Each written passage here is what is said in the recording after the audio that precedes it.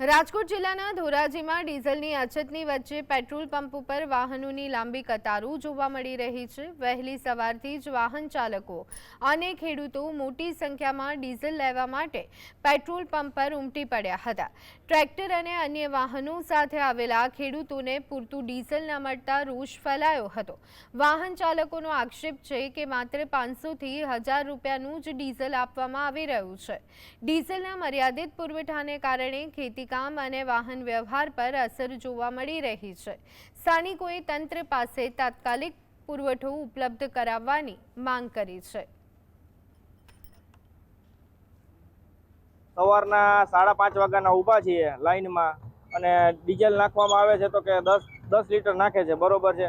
આજે અમે ખેતર અધૂરું મૂકીને આવ્યા છે। આખી રાત ટ્રેક્ટર ચાલુ હોય, 24 કલાકમાં અમારે 36 થી 40 લીટર ડીઝલ જાય, બરોબર। અત્યારે અમારી સિઝન છે ખેડૂતની।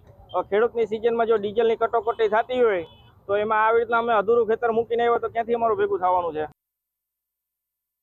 ડીઝલ લેવા તો વારો આવતો નથી, વારો આવે એટલે 500 નું દે, એનું શું કરવું?